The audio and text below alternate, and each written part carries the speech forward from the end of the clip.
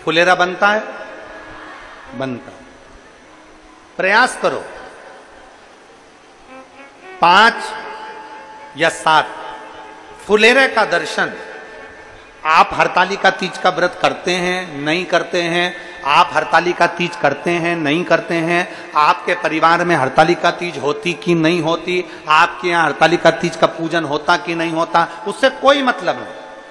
अपने मोहल्ले में देखो, अपने गांव में देखो, अपने नगर में देखो, अपने क्षेत्र में देखो, अपनी कॉलोनी में देखो, अपनी सोसाइटी में देखो, जहां पर हरतालिका तीज का पूजन हो रहा हो, विनती कर 5 या 7 फुलेरे का दर्शन अवश्य करो।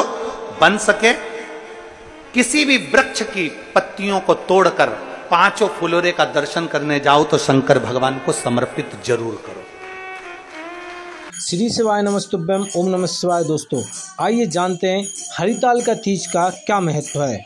हरतालिका तीज के महात्म्य का वर्णन लिंग पुराण में बताया गया है। यह व्रत स्वयं माता पार्वती ने किया था और व्रत पूरा करने के लिए उन्होंने अन्न, जल, निद्रा और सभी सुखों का त्याग कर दिया था। इसी व्रत को करने के बाद भगवान शिव और माँ पार्वती का पुनर्मिलन हुआ था। माँ पार्वती ने शिव जी को पति रूप में पाने के लिए 108 जन्म लिए थे। अपने 108वें जन्म में उन्होंने यह व्रत किया और उनके इस कठिन व्रत से प्रसन्न होकर ही भगवान शिव ने उन्हें अपनी अर्धांगिनी के रूप में स्वीकार किया था।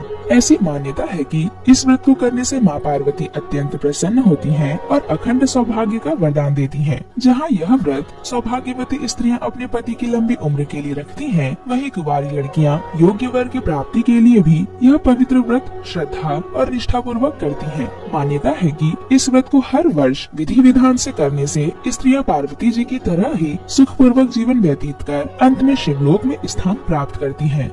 क्यों हरितालिका तीज कहते हैं इस व्रत को?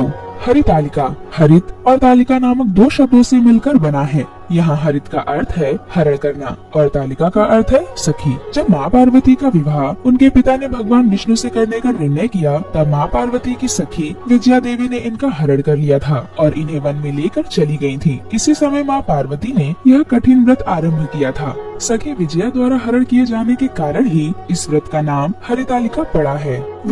जैसा कि हमने जाना कि लिंग पुराण में इस व्रत का वर्णन है और माता पार्वती ने भगवान भोलेनाथ को पाने के लिए इस कठिन व्रत को किया था। ऐसा माना जाता है कि जो माताएं बहनें इस व्रत को करती हैं उनकी भगवान सुहाग की रक्षा करते हैं और हमेशा सुहागवती लेने का वरदान देते हैं। इसलिए इस व्रत को करा जाता है, लेकिन इस व्रत को बड़े ही पूर्ण विधि विधान से किया जाना चाहिए। वहीं कुंवारी कन्या इस व्रत को करती हैं तो उनके लिए अच्छी पति के लिए यह व्रत होता है और उनको जीवन संग अच्छा पति मिलता है, क्योंकि माता पार्वती जी ने भी यह व्रत भगवान भोलेनाथ को पाने के लिए किया था। श्री शिवाय नमस्तुभ्यम, ओम नमः शिवाय।